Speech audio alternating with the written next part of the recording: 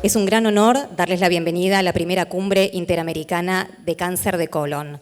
Nos sentimos profundamente agradecidos de que estén aquí, reunidos para dialogar, compartir conocimientos y aunar esfuerzos en la prevención y tratamiento del cáncer de colon, un desafío que nos une como región y como comunidad médica.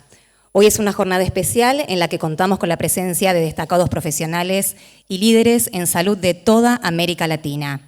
Su experiencia y dedicación representan el compromiso que tenemos con la mejora de la salud en nuestra región. Para comenzar, damos inicio a nuestra sesión de apertura. En este espacio introductorio escucharemos a 3 grandes referentes de la región. En primer lugar, me complace presentar a nuestro primer orador, el doctor Luis Caro. El doctor Caro es presidente de CIED y de la Fundación GEDIT, organizaciones que lideran en la investigación y prevención del cáncer en la Argentina. Con una vasta experiencia en la especialidad, es un líder comprometido con mejorar el acceso a diagnósticos tempranos y tratamientos adecuados. Le damos la bienvenida con un aplauso al doctor Caro.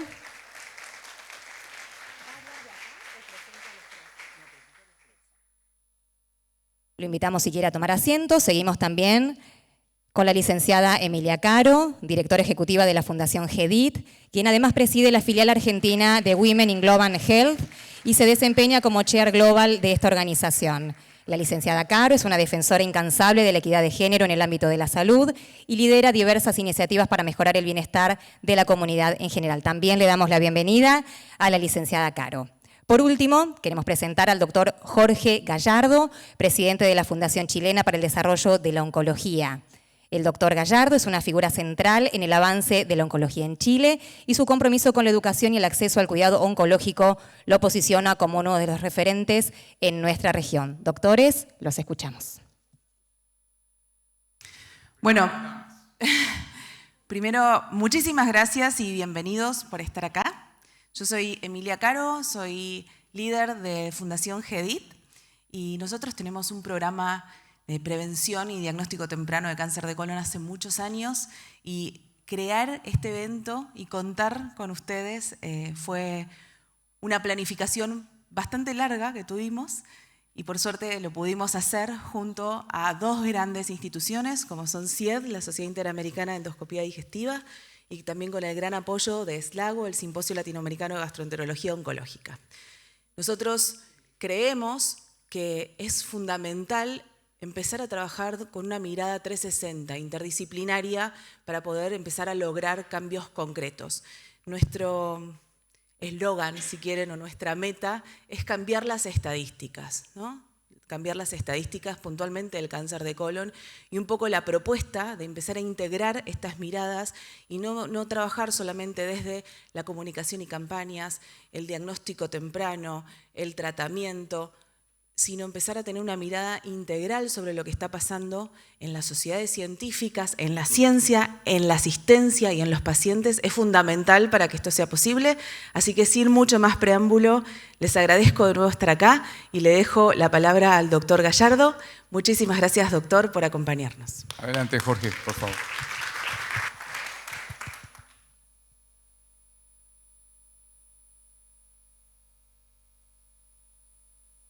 Muy buenos días. Para mí es un gran honor estar acá con ustedes. He sido invitado a formar parte de este comité.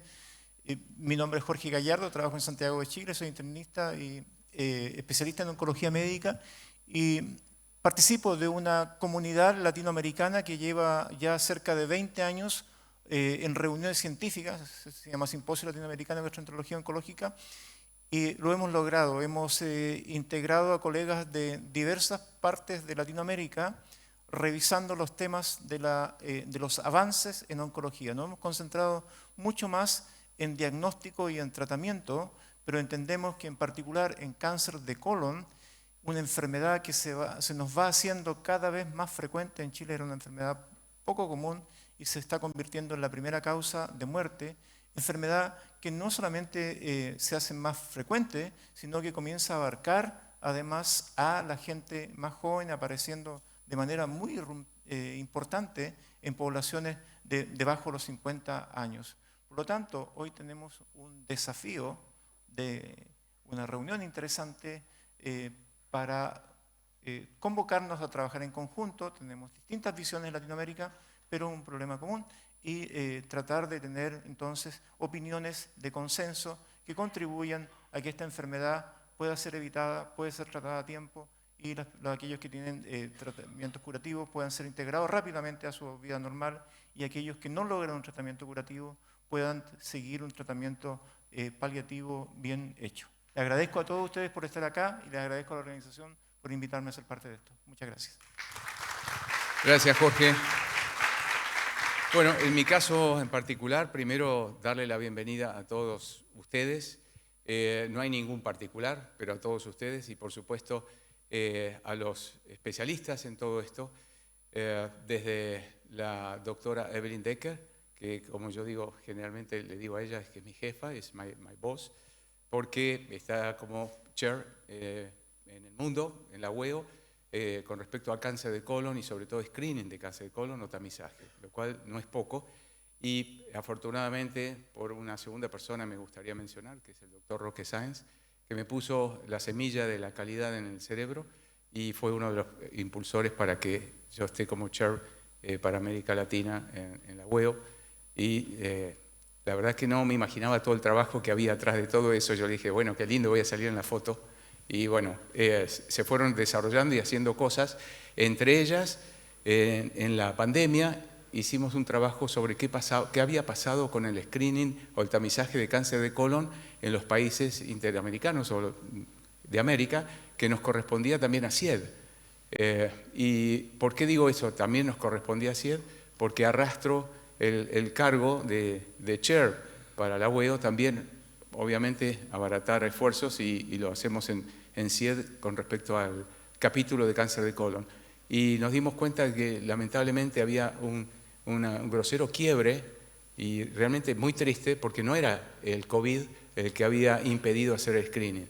No hay políticas de Estado en todos los países. Algunos más desarrollados, Uruguay, y otros muy poco desarrollados y algunos en el camino.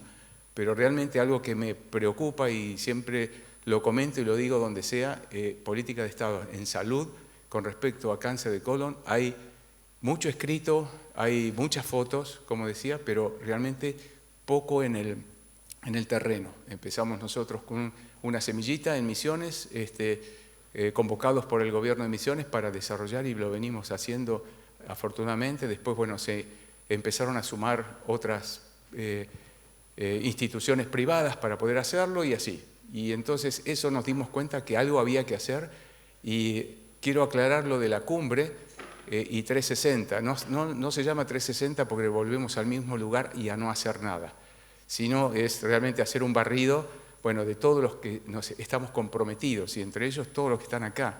Acá los que están es porque hay un compromiso en el trabajo diario de cada uno y como alguna vez escuché, que el cambio empieza por uno y no es lo mismo un grano de arena en el zapato que en el ojo. Y yo lo tengo en el ojo y eso molesta y sé seguramente que ustedes también. Así que bueno, agradezco también las instituciones que nos patrocinaron y por supuesto también los sponsors, que sin ellos esto es difícil de haberlo hecho. Bueno, muchas gracias por venir, perdón por hacerlo venir tan temprano, pero recuerden que hubo gente que viene de más lejos. Bueno, muchas gracias a todos. Disfrútenlo. Muchas gracias. Y a continuación pasamos a un espacio que explorará a uno de los conceptos más importantes en la lucha contra el cáncer, el cuidado continuo de esta enfermedad. Para ello tengo el gusto de presentar a la doctora Julia Ismael, directora ejecutiva de GEDIT en Argentina. La doctora Ismael ha dedicado su carrera a mejorar la calidad del cuidado de los pacientes oncológicos, abordando el tratamiento de forma integral y centrándose en el bienestar del paciente. Hoy nos compartirá su visión sobre cómo el concepto de cuidado continuo del cáncer puede mejorar la calidad de vida de los pacientes y optimizar los recursos del sistema de salud.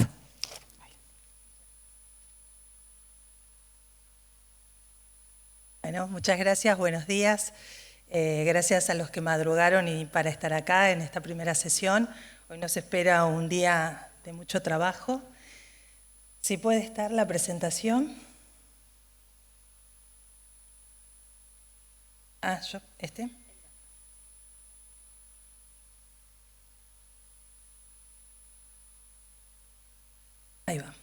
Bueno, como mencionaron en la sesión de introducción y como es el nombre de este simposio, pretendemos darle una visión 360 al cáncer colorectal, porque entendemos la complejidad de esta patología y para grandes problemas se requieren grandes soluciones.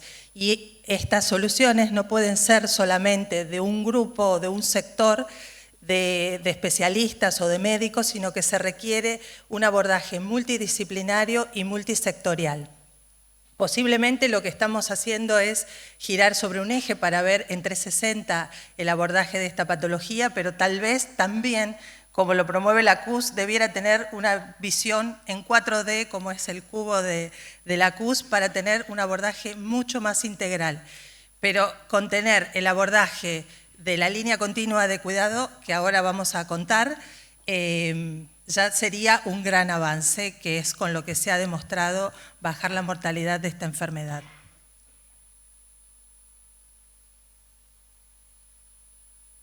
Bueno, principalmente, ¿por qué es importante el cáncer? Porque la carga de enfermedad es un fenómeno mundial, global.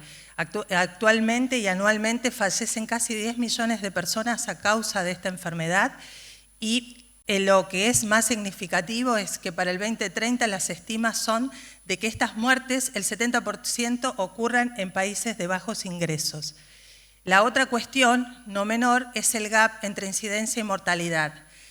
Como los mencionaba, la incidencia es un fenómeno creciente en todos los países debido a factores de riesgo modificables y no modificables, como la edad, la mayor sobrevida de la población, el envejecimiento poblacional, pero lo que es la contrapartida y que nos diferencia a los países de bajos y medianos ingresos con los desarrollados es que la mortalidad está en descenso en estos países versus la nuestra, que está en aumento o que es proporcionalmente diferente.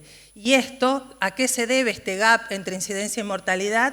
A la baja capacidad de afrontar la creciente carga de enfermedad e instaurar políticas eficientes de control del cáncer, por lo que esto se convierte en un indicador de ineficiencia e inequidad, debido a la incidencia y los factores de riesgo que están en aumento, especialmente en los sectores más vulnerables.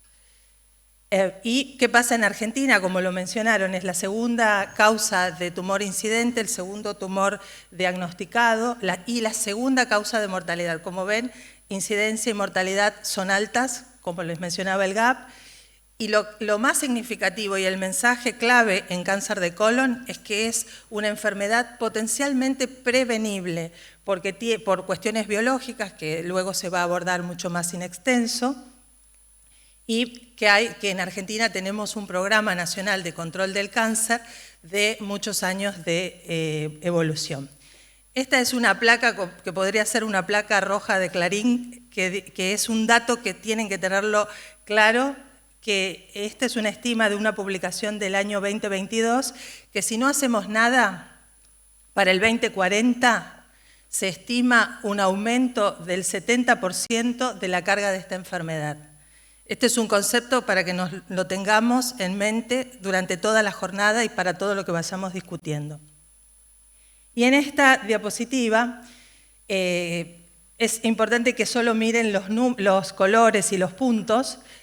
Si vemos, los puntos azules son los países de altos ingresos y los puntos naranja y amarillo son los países de bajos ingresos. Habla de la sobrevida a 5 años. Si vemos la primera columna, la sobrevida en países de altos ingresos es de cerca del 60% y en los de bajo, para todos los cánceres, del 30%. Quiere decir que la sobrevida de cáncer en países de altos ingresos es del doble que en los países de bajos. Eso para todos los cánceres, pero si prestamos atención específicamente a cáncer de colon, mama y cuello, el gap en mama, que es esta columna, la primera del recuadro, es mucho mayor. La expectativa, la sobrevida a 5 años en cáncer de mama es muy elevada y es más del doble que en países de menores ingresos, y lo mismo pasa en cuello y colon. ¿Y qué es lo importante y por qué están remarcados estos 3 cánceres? Porque los 3 tienen una estrategia probada de prevención y tamizaje que podría cambiar estos números, como recién decía Emilia, cambiar las estadísticas. Y a esto sumamos, estas son las cuestiones que les contaba de la enfermedad. A esto tenemos que sumar algunas características que ocurren en nuestro país, que es un sistema federal, de salud federal, que quiere decir que las 24 jurisdicciones no tienen delegadas las funciones de control de salud, de políticas de salud en el Estado Nacional y son autónomas en este sentido. Y la hiperfragmentación que tiene el sistema sanitario argentino, con los 3 subsectores, que a la vez hay vasos comunicantes, y esta fragmentación de los 3 subsectores, público, la seguridad social y el privado, esta fragmentación se reproduce a lo largo de 24 jurisdicciones. Así es que esto da como resultado profundizar y agrandar las brechas de inequidad, y la inequidad, por supuesto, es la resultante de esta situación. ¿Cuál es la respuesta a esta problemática que les contaba en cuanto a la enfermedad, al sistema sanitario y a las estadísticas? Hay vasta evidencia y publicaciones con que la línea de cuidado continuo es la respuesta a esta patología y a organizar el sistema sanitario. La línea de cuidado continuo tiene todos estos componentes que son la prevención primaria, secundaria, diagnóstico y tratamientos oportunos y de calidad, hasta la rehabilitación o los cuidados paliativos según corresponda. Ninguna estrategia que tome solo uno de los componentes va a lograr reducir la mortalidad. Esta es la herramienta con la que los países de mayores ingresos han logrado vencer esa tendencia de la mortalidad en ascenso. Hay países, en la publicación esa de Marion Piñeiro, que los invito a revisar, tienen una pendiente que es muy significativa en la reducción de la mortalidad versus que la incidencia sigue en aumento. Entonces, ¿por qué esto es una respuesta? Porque esta estrategia organiza a su vez el sistema sanitario. Uno ofrece la política de prevención primaria a toda la población, selecciona el grupo de mayor riesgo, le ofrece una técnica de tamizaje, una tecnología, una estrategia, y luego vemos que el acceso al cuidado de alta especialización, la tienen unos pocos, que son los que realmente lo precisan. Entonces, para resumir y para finalizar, el cáncer como problema de salud pública tiene una incidencia creciente debido a la transición epidemiológica, al envejecimiento de la pirámide poblacional y que los factores de riesgo están en aumento, especialmente en los sectores más vulnerables. Hay inequidad, el índice de desarrollo humano determina los resultados, como les mostraba en la diapositiva. Tienen menor sobrevida a 5 años los países con menores ingresos y también tienen mayor incidencia y peores resultados a largo plazo. Y las características del sistema sanitario propio, por lo menos el argentino, que es federal, que es fragmentado, y que el Instituto Nacional del Cáncer argentino, a diferencia de los homónimos de Latinoamérica, solo tiene poder de rectoría, no tiene hospitales, no brinda asistencia como sí lo tienen otros institutos nacionales de cáncer como el de Perú, de Brasil, de Uruguay y los más seniors de la región, México también, Perú. Entonces, estos serían los problemas. ¿Cuál es la respuesta? La planificación estructurada, multisectorial, que ha demostrado reducir las inequidades, que también nos permite el uso eficiente de los recursos, apoyados en la línea de cuidado continuo, y esta planificación debe ser multisectorial.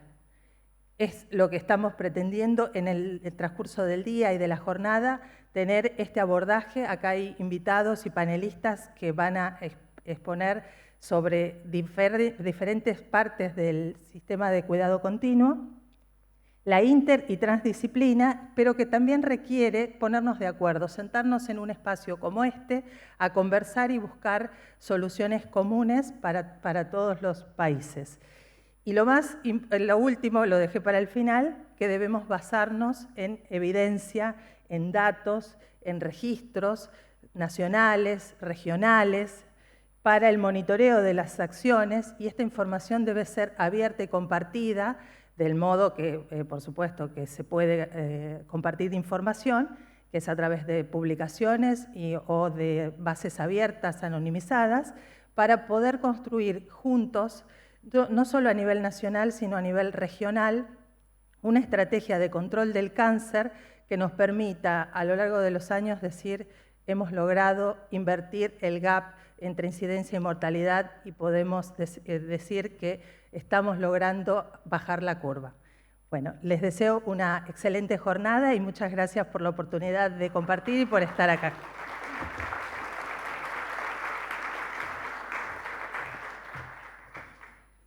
Muchas gracias, doctora Ismael, por sus valiosas palabras.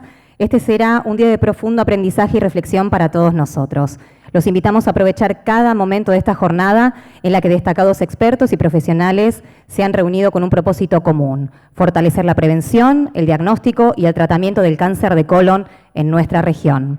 También los invitamos a compartir esta experiencia en redes sociales y a seguirnos en @fundacion.gedit. Mostremos al mundo el compromiso que hoy nos une aquí, tal y como dice nuestro lema: juntos por la prevención, diagnóstico y tratamiento del cáncer de colon. Para continuar con esta importante jornada, ahora presentaremos el bloque 1, prevención primaria y secundaria del cáncer de colon. Como sabemos, la prevención y la detección temprana son los pilares fundamentales para reducir el impacto del cáncer de colon en nuestra sociedad. La información y la comunicación efectiva son nuestras herramientas clave para generar conciencia y empoderar a la comunidad en la toma de decisiones preventivas.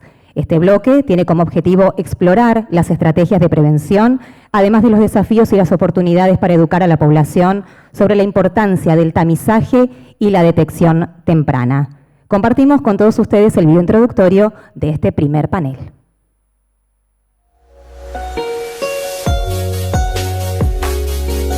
El cáncer colorectal afecta a millones de personas en todo el mundo cada año. Pero hay una verdad esperanzadora. Tenemos el poder de cambiar estas estadísticas. La prevención primaria y secundaria abarca mucho más que simples chequeos. Desde campañas de concientización que educan sobre la importancia de un estilo de vida saludable hasta el empleo de las últimas tecnologías de screening. Cada acción cuenta. La prevención empieza con la información y la acción. Ya sabemos que adoptar dietas ricas en fibras, mantener una actividad física regular y participar en programas de detección temprana son decisiones claves que podemos tomar y recomendar hoy. ¿Lo hacemos bien? Cada influencia que tenemos en una decisión saludable, cada test o procedimiento realizado tiene el potencial de evitar un cáncer colorectal. Juntos podemos reducir su incidencia y la mortalidad. El cambio está en nuestras manos. Cambiar las estadísticas es posible y comienza con la información, la concientización y la acción. Cada paso que damos hacia la prevención puede ser el paso que cambia una vida. Juntos podemos y vamos a cambiar las estadísticas.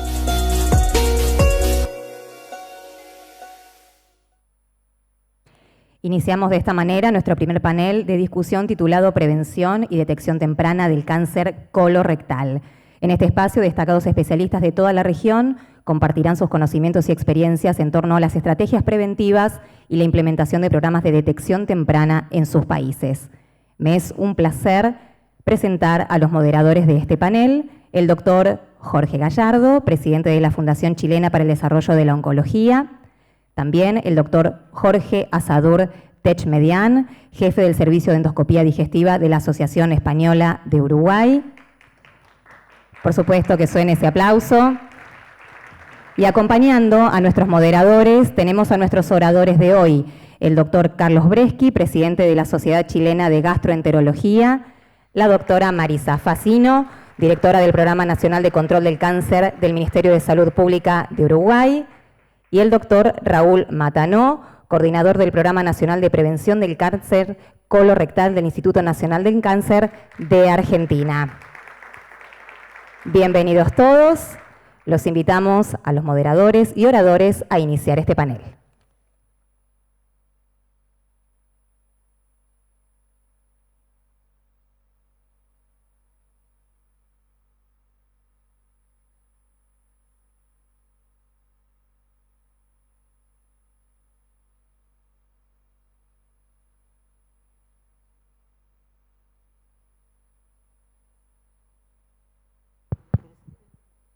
Ya tengo uno. Sí. Hola.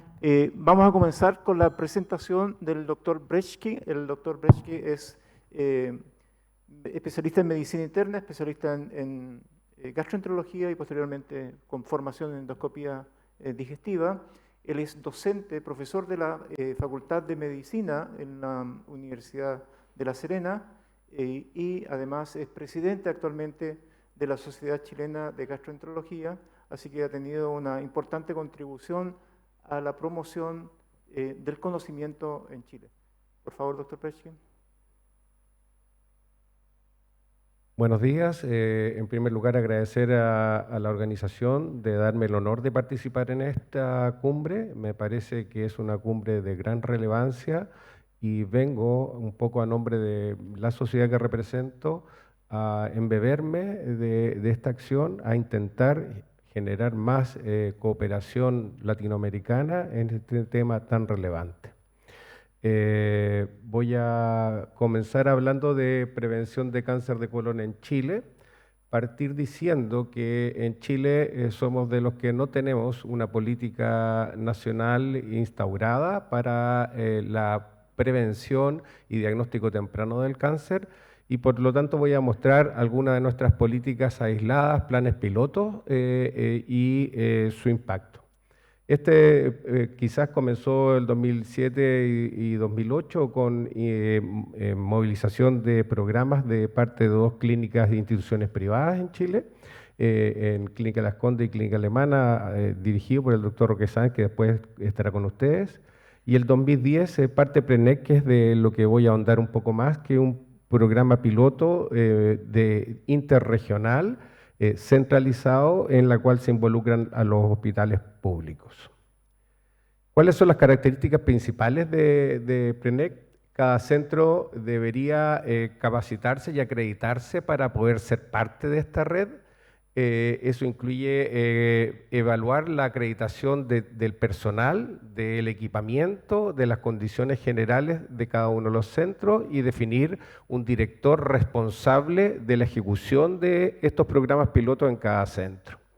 Teníamos una condición de capacitación continua, ya que esta es una iniciativa público-privada en la cual involucramos al Ministerio de Salud internacional, en la cual se incorporó a una universidad de Japón, la Universidad Médico y Dental de Tokio.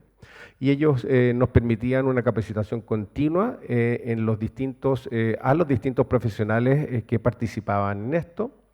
Se decidió trabajar con indicadores de calidad y control y vigilancia de cada uno de los hitos, de los elementos que se desarrollaban durante la programación del programa y, como os decía, es un trabajo en red. ¿Cómo funcionaba? En primer lugar, hacíamos un programa de reclutamiento que tenía cada hito tiene una persona a cargo responsable que debe mostrar números y el nivel central evaluar la calidad de esos números y cuando no se cumplían esos números hacer alguna intervención para mejorarlos. En la primera etapa era el reclutamiento, encargada por una persona administrativa, que definimos que las personas que trabajaban en esto deberían tener dedicación exclusiva, no debemos compartir una enfermera con el programa de VIH, de prevención de diabetes, y que el tiempo restante lo pudiera dedicar a este programa, sino que era alguien dedicado al programa. En segundo lugar, el enrolamiento, con entrega y recepción del test inmunológico de sangre en deposiciones, que es lo que se definió como el hito de screening, y posteriormente aquellos que sugieran con colon check o test inmunológico positivo y o antecedentes familiar de importancia, se les solicitaba una colonoscopia y después el seguimiento. Estas eran las fases, cada uno tenía un encargado específico y ese encargado específico debía cumplir con números. Pero como estamos hablando de que este programa y de la importancia del 360 y este programa se definió para hacer intervención específicamente en la población asintomática entre 45 y 75 años, Entonces, si queremos trabajar en población asintomática, definimos que no podemos esperar que la población llegue a nosotros, sino nosotros acudir a la población y remover un poco las conciencias y generar la necesidad de acudir a este tipo de programas. Entonces, por ejemplo, instalamos un colon gigante en estacionamientos de mall comerciales para empezar a promover la importancia del tema del cáncer de colon y la importancia de la prevención. Acudimos a centros comunitarios como juntas de vecinos, comunidades de pescadores, etcétera, a hacer educación y promoción de la incorporación a los centros. Generamos documentos audiovisuales parecidos al video introductorio en que tocamos la importancia del tema de la prevención y los diagnósticos tempranos. Esos se mostraban en las salas de espera de los centros de atención primaria de la región, de las regiones. Pedimos y generamos artículos para salir en los diarios tocando el tema, fuimos a las radios, generamos con pacientes material audiovisual y escrito que fueron compartidos por distintos lados. Le pedimos a algunos famosos que hicieran cuñas en redes y en televisión que favoreciera y que estimulara a la población general asintomática a que se realizara test se incorporara al programa. Bueno, además contamos con entrenamiento en distintos ámbitos, en el ámbito de la colonoscopía, de la anatomía patológica y de los profesores japoneses que nos permitieron evaluar el avance hacia un nivel de calidad de cada una de las prestaciones que estábamos ofreciendo y se definieron centros regionales que se habían acreditado en distintos lugares del país, desde el norte al sur de Chile. ¿Cuáles son los resultados globales que obtuvimos? Definimos una población evaluada más o menos de 30.000 personas con una tasa alta de retorno gracias a que existía una concentración directa y explicación de la importancia del tema, a pesar de que muchas veces los exámenes gratuitos después no se devuelven. Logramos una tasa de retorno de los test inmunológicos al laboratorio alta del 92%. Obtuvimos una tasa de positividad de los test más o menos dentro de lo esperado, de alrededor del 13%. Se realizaron en este tiempo más de 8.000 colonoscopías. Y fíjense ustedes que se detectaron 3.425 adenomas con 266 cánceres, y de esos cánceres el 73% fueron tratados endoscópicamente. Es decir, solo un 27% llegó a requerir cirugía, ocupación de pabellones y algunos de ellos, y por lo tanto el porcentaje de quimioterapia, de ostomías y qué sé yo, es muy bajo. Tenemos indicadores que ya les acabo de mostrar y voy a hablar un poco del ejemplo de Magallanes. Magallanes tiene una condición particular que está en el extremo sur de Chile, más o menos cerca de la Antártida, digamos, y tiene la condición de no tener conexión por tierra al resto del país y por lo tanto funciona como una población no tan grande y algo aislado. Además, Magallanes se definió como el primer centro para desarrollar este programa debido a que tenían la más alta tasa de mortalidad por cáncer de colon y recto en el país. Se capacitaron allá a los endoscopistas, tanto en diagnóstico como en la resolución endoscópica, se capacitó a los cirujanos, se capacitó a los patólogos para aprender y establecer con criterios japoneses de los diagnósticos del proceso oncológico y se logró evaluar al 30% de la población blanco. Con esto se obtuvieron estos resultados. Fíjense que Magallanes, de ser con la tasa más alta de mortalidad en Chile, logra, luego de comienza PRENEC, al cabo de algunos años, a bajar su tasa de mortalidad por cáncer de colon y recto y empieza a tener tasas de mortalidad por cáncer colorectal más bajo que el promedio nacional.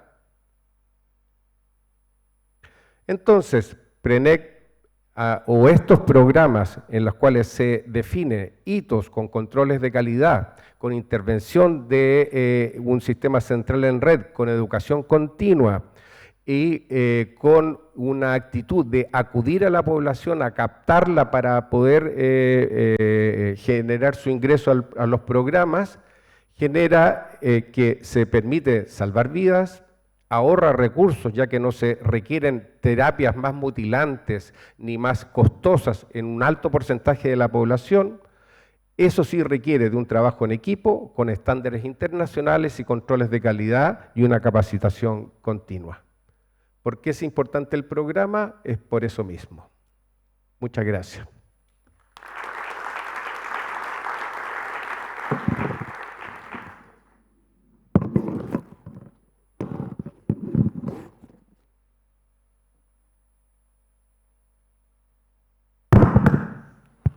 Muchas gracias, doctor Bresky. Excelente la exposición. Creo que hay una diapositiva, una de los slides que va a ser la clave de la discusión después, y realmente maravillosa. Ahora vamos a pasar con la doctora Marisa Facino. Ella es la directora del Programa Nacional del Cáncer del PRONACAN en Uruguay, con quien venimos trabajando. Tengo el gusto y el honor de trabajar hace ya un tiempo en la redacción de las guías que ella va a presentar y que realmente, bueno, creo que para lo que es nuestro país ha sido muy interesante, muy gratificante y a la vez importante. Adelante, Marisa.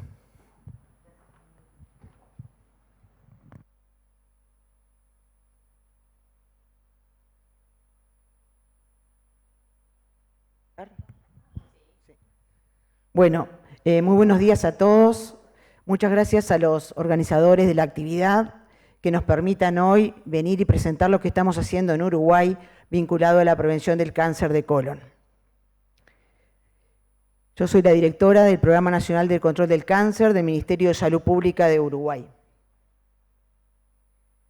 Esto simplemente para que ustedes tengan una idea cómo estamos en relación a las causas de mortalidad del cáncer en nuestro país.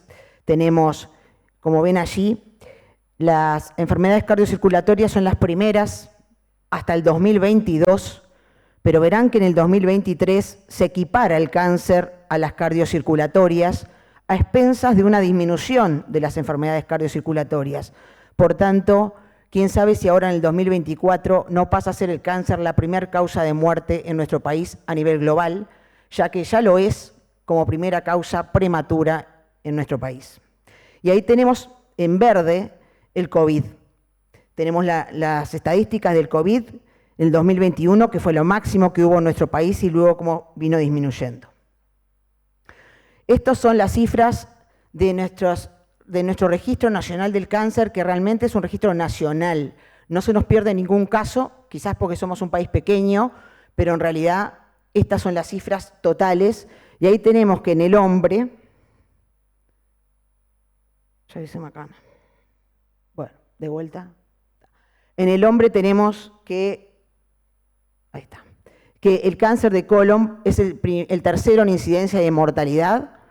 En cambio, en la mujer es el segundo en incidencia, pero es el tercero en mortalidad, porque lamentablemente en nuestro país el cáncer de pulmón viene en ascenso en la mujer en mortalidad. Tenemos que se presentan 1.800 nuevos casos y fallecen 1.000 personas por año, y que uno de cada 4 uruguayos, un 4% de los uruguayos podrá tener un cáncer de colon a lo largo de su vida. Aquí tenemos la distribución por edades, sobre todo a partir de los 50 años, pero también estamos viendo antes de esa edad incidencia de cáncer de colon en nuestro país. ¿Y qué pasa? Que lamentablemente al diagnóstico los estadios avanzados son los que predominan. En cuanto a las tasas de incidencia y mortalidad, tenemos que en la mujer vienen en descenso, ambas, y sin embargo en el hombre tenemos una tendencia en ascenso en mortalidad y en incidencia. ¿Qué se está haciendo en la prevención de cáncer de colon? Y bueno, sobre prevención primaria, actuar sobre los factores de riesgo modificables, sobre los estilos de vida, sobre la detección precoz, el nuestro es también detección de sangre oculta en heces. Pero para ello necesitamos educar a la población y capacitar al equipo de salud. Aquí también nosotros tenemos el colon itinerante inflable que va por todos los departamentos de nuestro país. Todos sabemos que al ingreso se muestran las enfermedades que pueden ocurrir en el colon, adenomas, pólipos, cáncer, y que al final justamente aparece un video en el que se explica de forma sencilla para la población acerca de la importancia de este tipo de tumor y sus consecuencias. Nosotros no tuvimos un lockdown, no tuvimos cuando la pandemia que estar confinados a nuestros domicilios, por eso también acá ven que hicimos campañas de prevención con tapabocas. Acá tenemos justamente sobre los factores de riesgo, actividad física, alimentación saludable y la detección precoz con el test. Otro tipo de campañas que también ayudan a la sensibilización a la población y la capacitación. Acá tenemos al equipo de salud. Y no podemos dejar de hablar de Eduardo Fenocchi, que fue uno de los pioneros en nuestro país y en la región sobre la prevención en cáncer de colon y los programas a este nivel, que allá por 1996 se empezó con un estudio piloto de 1000 personas y que se empieza la primera publicación en el 2020.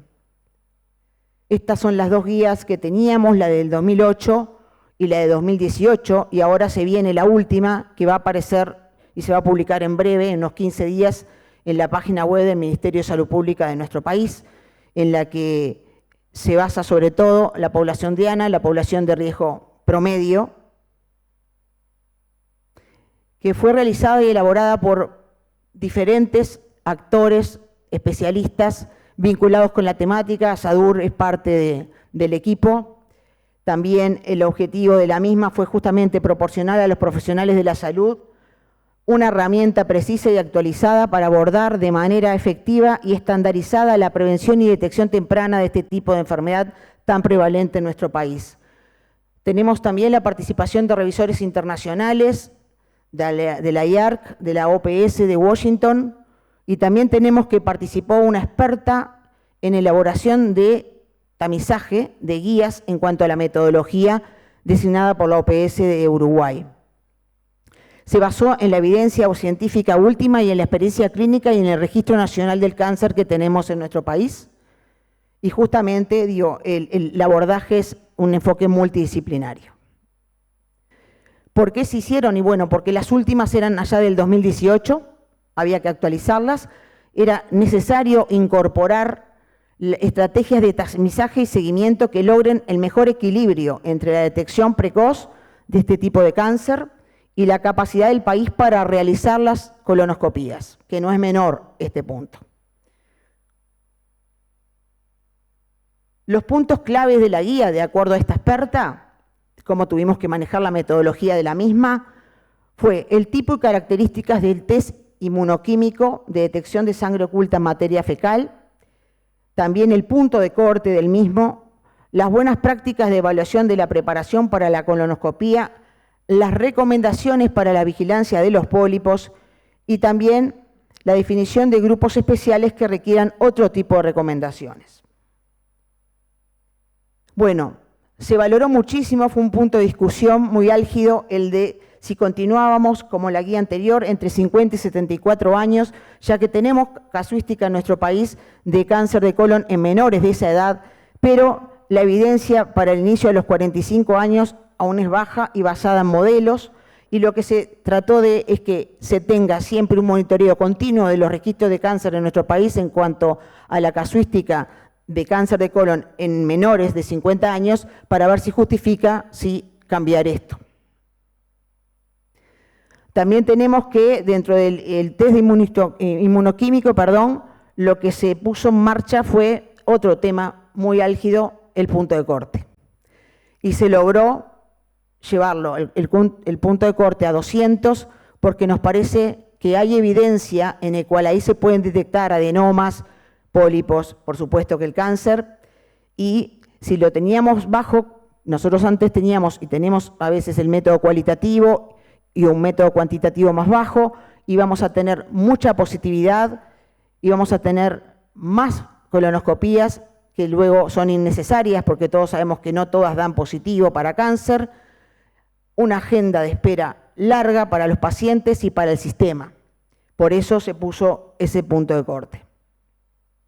Acá tenemos el algoritmo en cuanto a que si es mayor o igual a 200, a la derecha se deriva directamente a colonoscopía y luego también se valora la preparación del colon para ver realmente si hay una buena preparación y un resultado normal, se puede controlar a los 10 años. Si la preparación es inadecuada, hay que repetirla antes del año, y si hay resultados anormales, ahí se deriva a especialista. Por el otro lado, si es menor de 200, si es negativo, se controla a los 2 años. ¿Hacia dónde vamos? Ustedes vieron que yo mostré en la diapositiva de las tendencias de incidencia y mortalidad que teníamos realmente una alta tasa de mortalidad, sobre todo en hombres. Bueno, tenemos que trabajar sobre eso, porque estamos trabajando, pero nos falta y tenemos que mejorarlo. Entonces, tenemos que reducir esa tasa, tenemos que realizar mayor cobertura del tamizaje también, porque con el tema de la pandemia hubo una disminución y nos está costando mucho volver a cifras anteriores. Y como hemos dicho acá con los colegas, no sé por qué, tenemos que estudiarlo. La gente va a hacerse el Papa Nicolau o hoy el test del HPV, va a hacerse la mamografía, con todo lo que implica, ¿no? Porque la mamografía, que te aprietan la glándula mamaria, que te molesta y demás, y sin embargo, llevar un tubito con la materia nos cuesta, por lo menos en el Uruguay nos cuesta. Tenemos también que lograr el diagnóstico en estadios precoces. Ustedes vieron que nosotros tenemos, sobre todo, estadios avanzados al diagnóstico y eso hay que mejorarlo. Todos sabemos que en estadios avanzados, en el sistema sanitario se emplean medicación de alto costo, inmunoterapia, que en nuestro país sale $10.000 cada 21 días. Entonces, es decir, podríamos lograr una mejor sobrevida, curación del paciente y también mejorar el costo en el sistema sanitario. ¿Y cómo estamos trabajando en eso? Bueno, ya tenemos un tema que es el tema de metas asistenciales. En nuestro país, el Ministerio de Salud Pública, conjuntamente con el Ministerio de Economía, hacen un control estricto sobre los resultados de este tipo de tamizaje, ¿no verdad? Y se les da un plus económico de acuerdo a los resultados que nos proveen todos los prestadores. En eso se está trabajando justamente para mejorar. Es algo que se empezó hace muy poco y bueno, los resultados los veremos en el futuro. Otro tema es también mayor sensibilización a la población, continuar con las campañas y también mayor capacitación al equipo de salud y sobre todo porque se viene la guía nueva con estos cambios que son bastante importantes para nuestro país. Y también nosotros en nuestro país tenemos que, toda persona que trabaje necesita tener el carnet de salud o el control de salud al día. Dentro de ello implica la mamografía y el Papa Nicolau, o ahora el HPV, de acuerdo a las guías nacionales. Y estamos evaluando a ver si no se tiene que poner también el sangre oculta en materia fecal, porque así lograríamos una mayor cobertura para nuestra población uruguaya. Y después, ese es el decreto, digamos, que hay para mamografía y para Papa Nicolau. Tendremos que ver si se puede mejorar para justamente el PCI. Y nosotros, en el Programa Nacional de Control de Cáncer, somos muy poquitos, somos rectoría, como bien dijeron acá, Ministerio de Salud Pública, pero si no trabajamos con la academia, con la facultad, con las sociedades científicas, con los expertos nacionales e internacionales, no podemos lograr nada. Ni que hablar que nosotros tenemos una excelente relación y trabajamos mucho con la sociedad civil, con las agrupaciones de pacientes. Nosotros vamos a empresas que nos piden para hablar de la temática y vamos, porque creemos que, como bien se dijo, si nosotros no vamos, es difícil que podamos mejorar. Muchas gracias.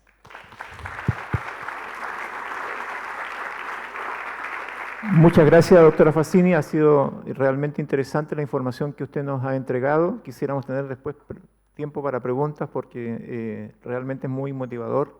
Y ahora quiero dejar al doctor Matonó con ustedes. Él es ampliamente conocido, es coordinador del Programa Nacional de Prevención del Cáncer Colorectal y trabaja en el Instituto Nacional del Cáncer de Argentina. Muy buenos días, doctor Matonó, y muy bienvenido.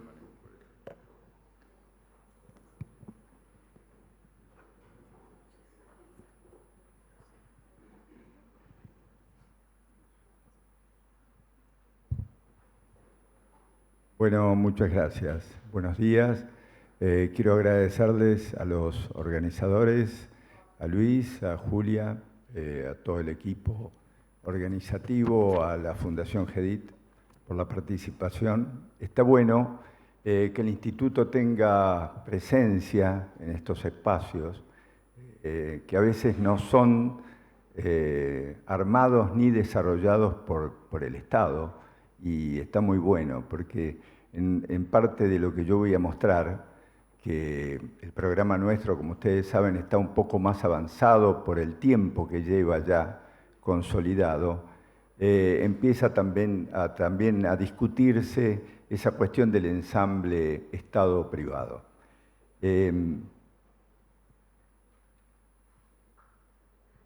El programa se crea por disposición ministerial, como ven ustedes, en el año 2013, es decir, llevamos 11 años, y se inició, como contaban nuestros colegas previamente, con elaboración de diagnósticos de situación en Argentina en el 2011.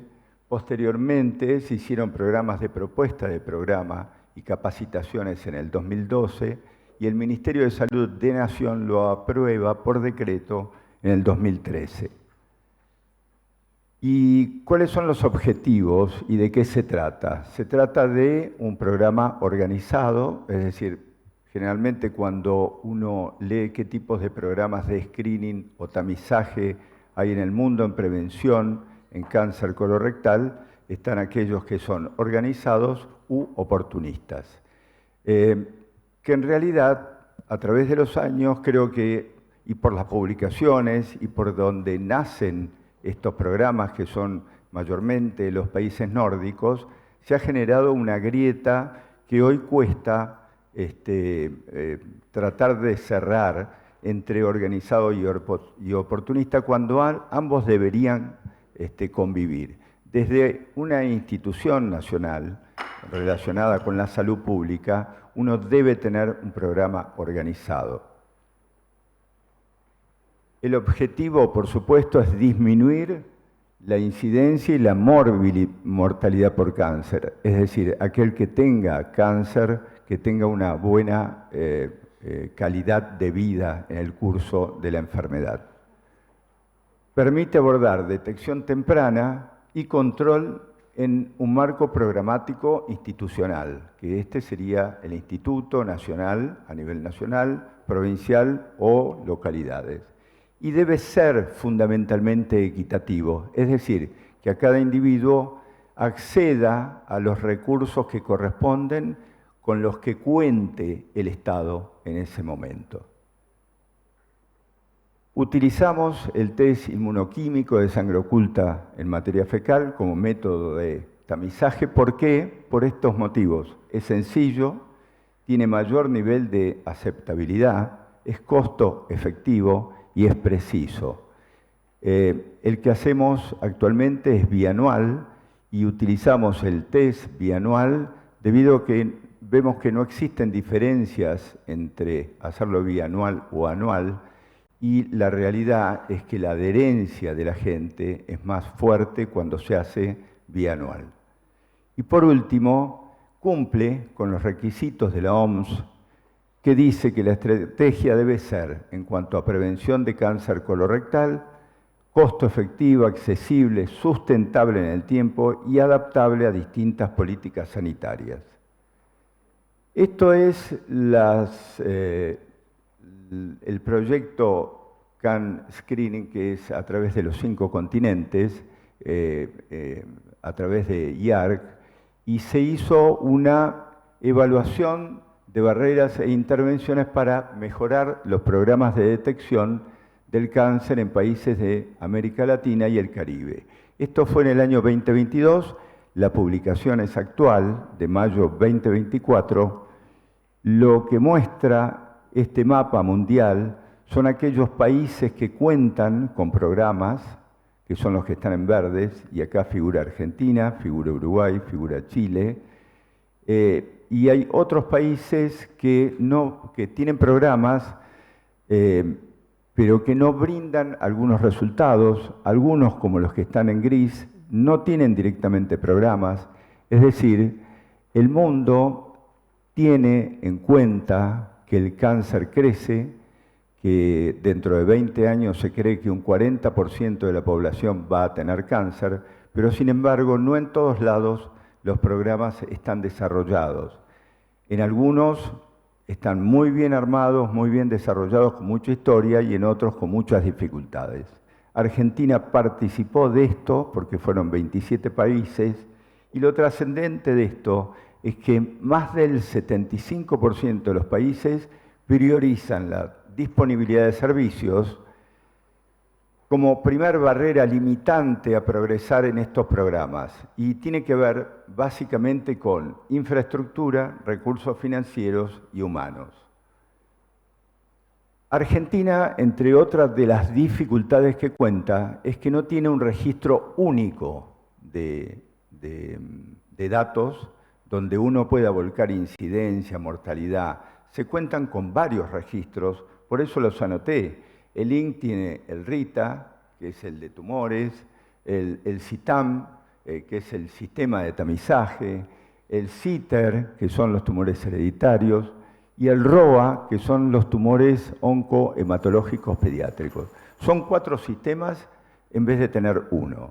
Y por otro lado, nos basamos habitualmente en el CIBER o en los datos de DAIS, que están relacionados con IARC.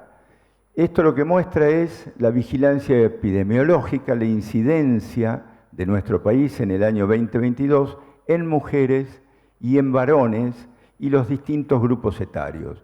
Y nuestra incidencia total alcanza 7.230 en mujeres, 8.633, datos que no generan ninguna diferencia entre ambos sexos, pero la incidencia sigue siendo muy elevada.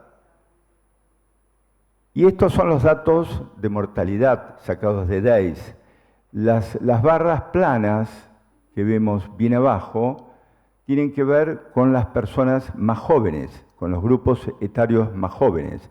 En mortalidad se encuentran en este rango tanto mujeres como varones. Y las barras que están por encima de esta verde, roja y la verde alta son aquellos individuos mayores de 60 años que tienen, por supuesto, una tasa de mortalidad mayor.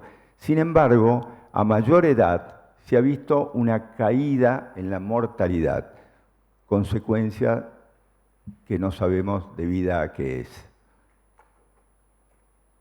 ¿Cómo se organiza nuestro programa? Tiene niveles de implementación. El primer nivel son los CAPS, los centros de atención primaria.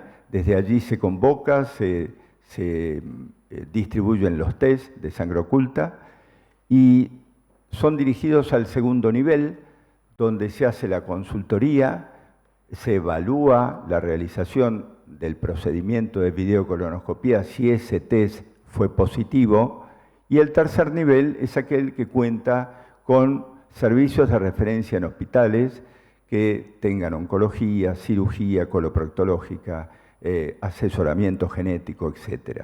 Todo esto está manejado por unidades de coordinación que pueden ser provinciales, municipales o nacional, como en nuestro caso, que en realidad lo que coordinan son lineamientos de capacitación, elaboración de guías, una serie de documentos que ya vamos a mostrar. Pero ¿cuál es el talón de Aquiles? El segundo nivel. Siempre lo ha sido, post-pandemia es peor, o sea, distribuir test sin poder dar respuesta a la colonoscopía posterior es algo que realmente no tiene sentido. Con esto nos manejábamos inicialmente con un test cualitativo, con un punto de corte muy bajo de 50, recién lo dijeron, nanogramos de hemoglobina por mililitro. Hoy estamos utilizando este cualitativo que necesita tecnología porque se hace en el laboratorio y el punto de corte es de 150 nanogramos de hemoglobina por mililitro, y esta es la comparación con los datos que tenemos sobre los test cuantitativos, que impresionan ser los ideales. Ahora, la tasa de porcentaje de positividad con estos cualitativos que trabajamos hoy día está dentro de lo esperable, que es menor al 15%. Esto es Argentina, Y la puse así, relacionado con otros países, porque el número de población también importa. Cuanto menor, a veces es más sencillo instalar un programa.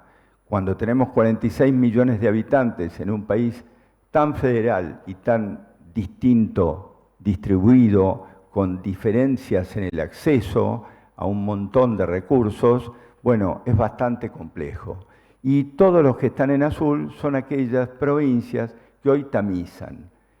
Por ejemplo, Cava, que tiene alrededor de 3 millones de habitantes, nunca adhirió al programa. Una picardía, porque cuenta con recursos económicos, materiales y humanos. Las guías que hemos publicado desde el Instituto son esta relacionada con los test, que fue en el año 2019, las recomendaciones para tamizaje, que aparecieron en el año 2022, y ahora estamos terminando la guía de indicadores de implementación para la estrategia del tamizaje cáncer colorectal, y esta que nos parece muy interesante, que es un documento sobre desafíos y controversias en una temática que aparece más a menudo en todas las reuniones de consenso o de discusión en prevención de cáncer de colon. Hay que bajar la edad de comienzo de tamizaje. Este es un artículo que les dejo porque me pareció muy interesante. Es un consenso de lo esencial y los criterios de programas organizados versus oportunistas. Y la conclusión de los autores tiene que ver con lo que decía inicialmente yo. Me parece que hay que salir un poco de esa rigidez de un programa oportunista o del otro extremo, ¿sí? Que sea a demanda del paciente. Creo que hay que hacer un blend entre estas cosas y va a ser la forma en que estos programas tengan impacto. Como conclusión, y esto lo escuché varias veces en el grupo español, no es literal lo que puse, sacado de ellos, pero la idea de ellos es muy clara. Tal vez el mejor programa, cuando uno se pregunta cuál sería el mejor programa, es aquel que se adapte al país, que lo implementa, a cada estado y o provincia y a cada localidad en particular. Es decir, dentro de las posibilidades de inversión, acceso, financiación, política de salud y comunicación a la sociedad. Siempre va a ser mejor que no tener programa. Muchas gracias.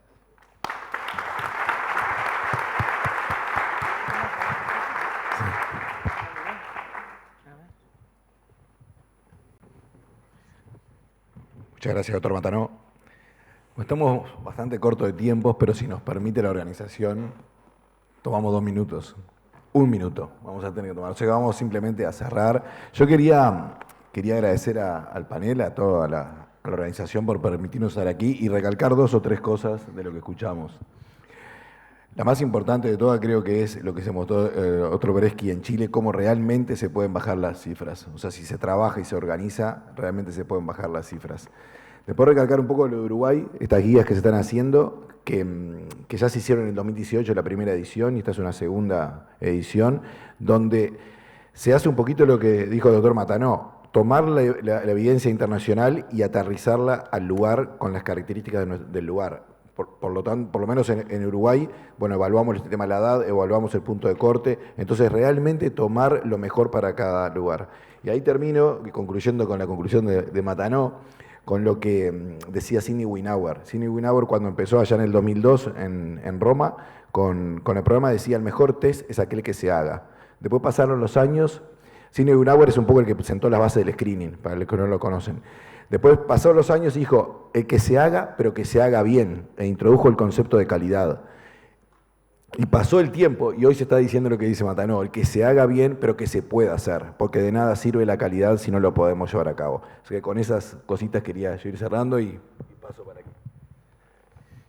Tenemos muy poco tiempo, ha sido una sesión muy especial. Quisiera dar la palabra para alguien de los asistentes que quiera comentar. ¿Sí? ¿Alguna pregunta?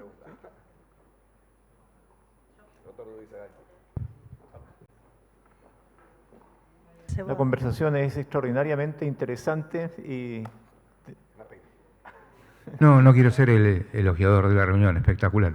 Hay una pregunta que me surgió de la presentación de la doctora. Decía que si una colonoscopía está mal preparada, la repite al año. Me sonó mal eso, me sonó feo, porque uno no continúa limpiando y repite un paciente que está en medio de la preparación y por X motivo me saltó una luz roja allí. Claro, eso está en los criterios de calidad, pero le voy a dar la palabra a Sadur, que es endoscopista y se la puede contestar, que estuvo aparte integrando la guía nuestra. ¿Quieres contestar tú, Roque?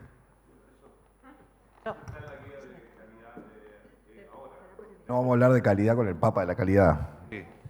Aparece dentro de la guía de calidad el hecho de que lo que decía Sidney Winauer, hay que hacer el examen, pero bien. Entonces, la mala preparación es una piedra en el zapato, pero resulta que si a algunos enfermos le decimos, mire, usted está mal preparado, vuelva de nuevo, entonces hay que ponerse a la cola, o viene de provincia, tiene problemas, entonces se permite hacer, y hoy día hay máquinas para lavar bastante nuevas, interesantes, que están saliendo a publicación, pero el mínimo de preparación es 222 de Boston, pero a veces uno logra, de alguna manera, mirar bastante bien, pero hay sectores que no le dan la tranquilidad y por lo tanto se recomienda en la guía repetir antes del año. Básicamente es eso, cuando se pudo hacer la endoscopía, pero la escala de Boston no era más satisfactoria. Ese punto me parece crucial porque el cuello de botella de todos estos programas probablemente es la oferta colonoscópica, que no solo tiene que ver con el número de colonoscopistas o número de centros que ofrezcan la colonoscopia, sino que la necesidad, primero, depurar las indicaciones. En nuestro tenemos una experiencia de que el 30% solamente de la lista de espera era real, el 70% se pudo limpiar y dar tiempo para hacer estas colonoscopías. Y lo segundo, nosotros en nuestro programa teníamos una persona encargada y cuando las tasas de pacientes que llegaban mal preparados en cada centro eran no las óptimas, interveníamos. Y había una encargada que era la secretaria que tenía que estar llamando el día anterior. Señora, mañana tiene examen, recuerde, ¿a qué hora entendió cómo se toma la preparación? Recuerde hacer actividad física. ¿Cuánta agua ha tomado? Si le da asco, haga tal cosa. O sea, todo así como si uno tiene hitos, eso permite que lleguen bien preparados y no tengamos que repetirla ni en un rato más, ocupando tiempo, ni un tiempo después. Necesitamos avanzar en el programa, así que muchas gracias a todos los panelistas, muchas gracias a los asistentes por la atención. Les pedimos con este aplauso a quienes nos acompañaron en este segmento. Le pedimos, doctor.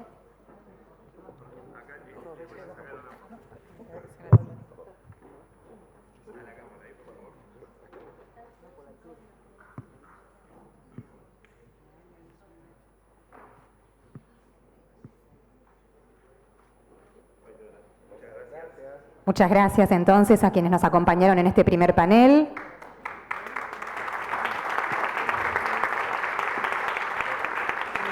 Y vamos a dar paso al siguiente segmento. Vamos a adentrarnos en un aspecto esencial de la prevención, que es la comunicación efectiva.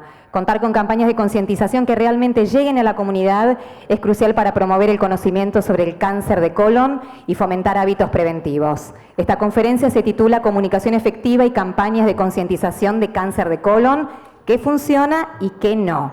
Y será moderada por la magíster Natalia Paratore, comunicadora en salud, locutora y mentora en comunicación.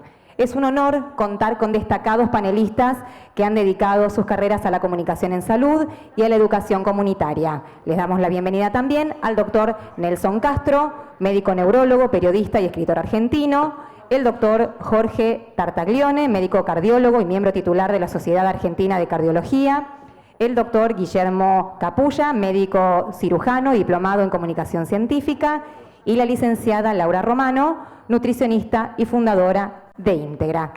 Con esto doy paso a la moderadora y a nuestros panelistas.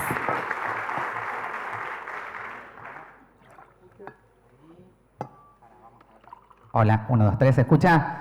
Bueno, qué placer. Hola Emi, hola Luis, ¿cómo les va? Un placer estar en esta maravillosa mesa. La vamos a pasar muy bien, les aseguro. Vamos a hablar de comunicación en salud, un desafío que parece un título abstracto, pero que definitivamente es una herramienta fundamental para crear conciencia, ni más ni menos, y para que ese mensaje que siempre Luis nos dice de prevención, de comprensión, definitivamente sea exitoso. Voy a empezar con vos, Nelson, que obviamente estamos muy felices de que puedas compartir esta mañana aquí, hablando de esta experiencia que tiene que ver con un desafío también, ¿no? Cuando hablamos de cáncer de colon, vos como médico y como un comunicador también lo sabrás, lo primero que sucede es miedo. La gente lo primero que tiene es miedo. ¿Cómo podemos traspasar esa frontera del miedo desde una comunicación más eficaz? ¿Qué crees que podemos hacer desde lo positivo y propositivo, ¿no? Bueno, muy bien, muchas gracias, muy buen día. Un gusto compartir la mesa con todos ustedes y por supuesto con el público, ¿no? Bueno, hay tres cosas para marcar y después se van a explayar mucho Jorge y Guillermo, ¿no? Que trabajan además muy específicamente en esto, ¿no? Primero, este tema del miedo que vos marcás, ¿no? Que durante mucho tiempo existió en los medios de comunicación. La palabra cáncer era una mala palabra, no se decía, ¿no? Era una larga enfermedad, una larga y cruel enfermedad. Y eso me parece que generó muchísimos problemas, ¿no? Y terminó de ahondar esta actitud de miedo que es paralizante, es un miedo paralizante sobre esto que es el peor que puede haber, ¿no? Segundo, esto trajo como consecuencia, este miedo, la falta de información. Es decir, esto, como en el cáncer no se hablaba eufemísticamente.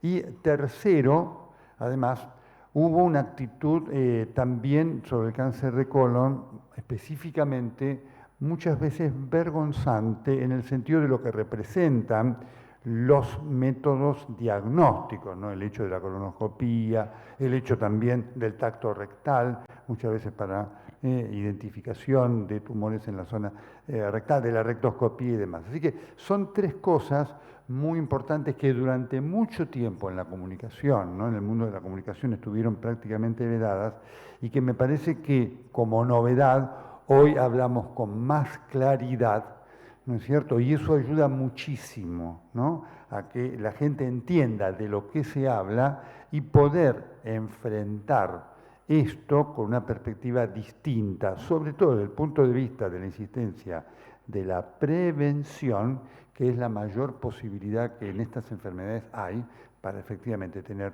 curación, ¿no? Y éxito.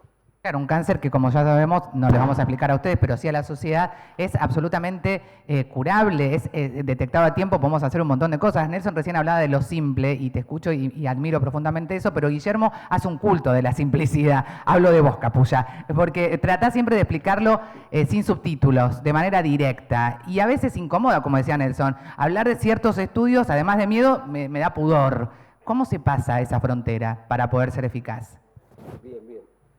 Ahí para arriba, el botoncito. Aquí estamos. Hola. Bueno, en primer lugar, gracias por la invitación. Bueno, sin duda los métodos han cambiado bastante, ¿no? De que empezamos a hacer medicina, puedo decirlo, Nelson, vos fuiste docente mío, hasta ahora, bueno, sin duda los métodos diagnósticos, el instrumental ha mejorado muchísimo y a través de la comunicación uno puede hacer cosas maravillosas. Aprendí en comunicación que lo que no se comunica no existe. Y creo que el trabajo que hacemos entre ustedes y nosotros, existe un hilo a veces visible y a veces invisible, pero ese hilo lo mantenemos y creo que lo que hacemos a diario, tanto Nelson como Jorge y otros colegas más, es sumamente importante porque nosotros estamos dirigiéndonos a cientos de miles de personas por día, tal vez a millones de personas por día, y eso no lo podemos lograr nunca a través de un consultorio. Yo recuerdo un amigo mío una vez me dijo, ¿sabes cuántas fichas tengo en el consultorio? Pues me dijo un número. Y yo me quedé pensando, yo no hacía todavía comunicación, digo, pero claro, una persona que tiene la posibilidad de haber un medio masivo de comunicación, después se puede dirigir a muchísimas personas. Y acá el trabajo nuestro todos los días y hacerlo de manera coloquial, no generando miedo, pero sí informando correctamente. Y también tomar dimensión. Yo traje un avioncito para mostrar porque a veces para la gente dimensionar cuánto es 1000 personas, 5000, 10.000, 12.000, es difícil. La gente acá mayor de 35 años, hay poca, hay gente muy joven, pero todos recordaremos el incidente del APA, ¿no? Donde murieron 63 personas. Y eso está grabado en la mente de todos nosotros. Sin embargo, en Argentina, por año, por cáncer colorectal, Son 110 aviones de Lapa que chocan, que se incendian, que se prende fuego, que mueren. Entonces, para tomar conciencia de eso, yo siempre muestro cositas, ¿no? Este avioncito, digo, puede representar que usted vaya acá adentro. Y digo, ¿usted quiere caerse con el avión o quiere que este avión aterrice? Bueno, para esto hay que hacerse los estudios. Y me parece importante, y también un tema que siempre menciono y tiene que ver con la prevención. La frase mejor prevenir que curar no es una frase nueva, es una frase de un filósofo holandés, Erasmo de Rotterdam, del siglo XV. Y también esto sirve no solamente en el ámbito médico, sino también en el ámbito empresarial. Una empresa que no tiene prevención pierde el 30% de su facturación anual. Una empresa que hace prevención debe invertir en prevención, como también debemos invertir, ustedes deben invertir en prevención, nosotros también de alguna manera lo hacemos, pierde un 10%, gasta un 10%, que obviamente es costo de efectividad. Y esto representa algo muy importante.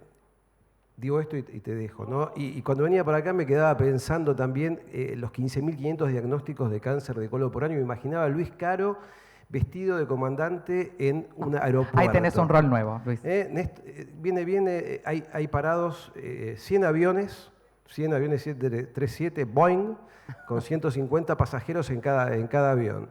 Y Luis va entrando a cada avión y dice, vos tenés diagnóstico de cáncer de colon, a todos esos, o sea, 100 aviones para dimensionar, de 150 pasajeros, para dimensionar la cantidad de gente, la cantidad de diagnósticos que hay. Y de esos 100 aviones, hay 10 aviones que son personas que tienen menos de 50 años, ¿no? Es un tema sumamente importante y creo que sí existe estilo invisible entre nosotros que tenemos que hacerlo visible y me parece muy bien que también ustedes sean los grandes comunicadores, porque ustedes son las personas que están todo el día con los pacientes, ustedes son las personas que saben, y por suerte y afortunadamente muchos de ustedes le han perdido el miedo a la comunicación y ustedes son los grandes comunicadores. Nosotros somos simplemente un vehículo más para esto. Sí, ustedes que también son médicos, ¿no? Justo la casualidad de que son divulgadores, que son profesionales de la salud y que por supuesto el gran desafío, coincido Guillermo, es poder generar aprovechar esos espacios en la consulta médica, en la masividad del mensaje, pero esencialmente en la simplicidad.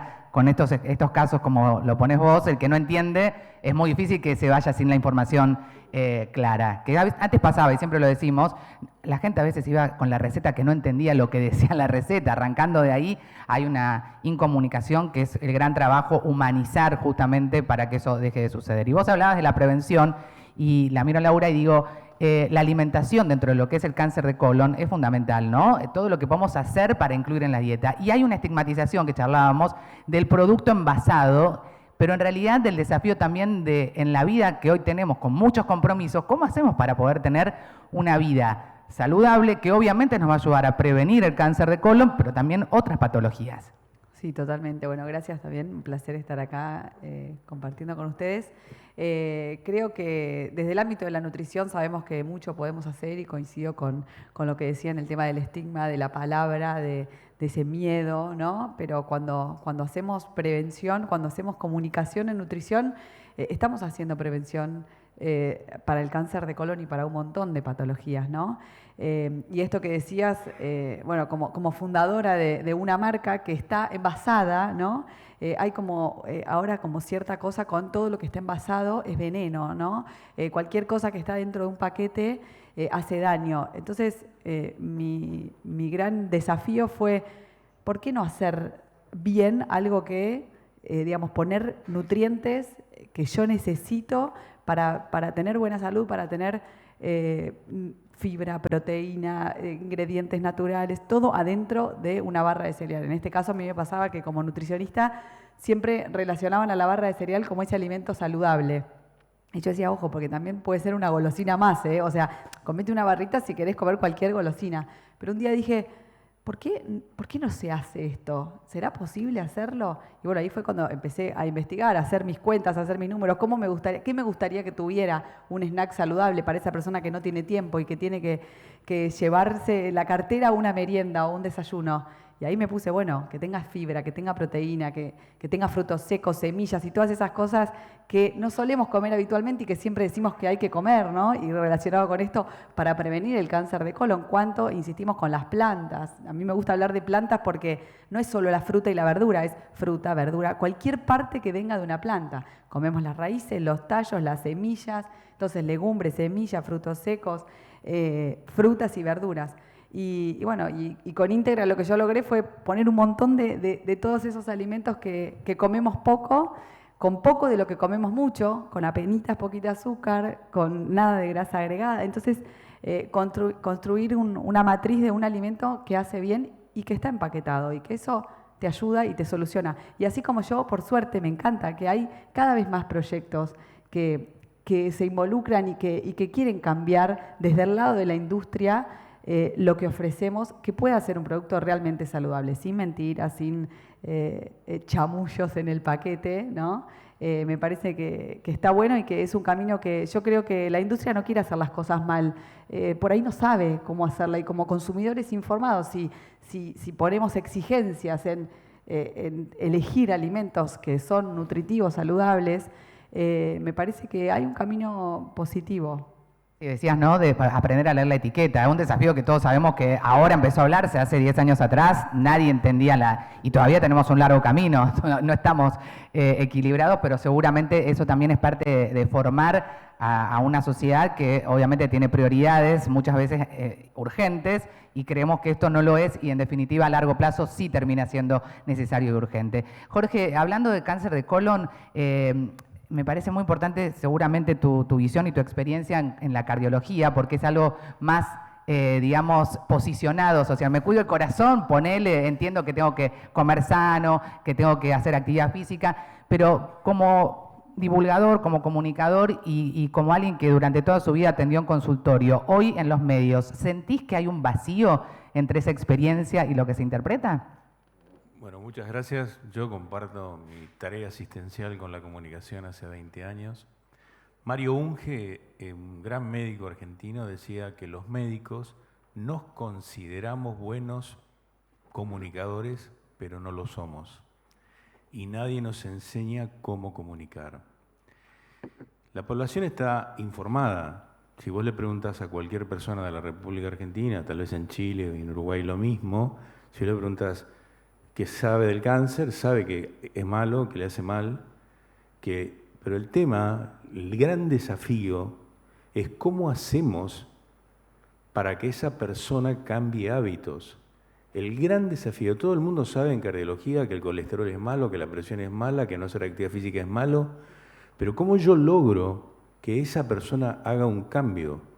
¿Cómo yo logro que una persona se haga una videocolonoscopía o un estudio de materia fecal? Ahí está el gran secreto. Y yo lo veo en 3 áreas esto. Uno, somos muy chiquitos nosotros. La gran mensaje es para el médico. Y si el médico tiene la convicción que tiene que pedir la materia fecal, lo hace. El grave problema que tenemos que pasa en cardiología es que, le doy un ejemplo de vacunas. Nosotros sabemos que las vacunas para la gripe, si yo vacuno a una persona contra la gripe, el virus esencial respiratorio o el herpes zóster, le bajo la mortalidad por evento cardiovascular 10 veces.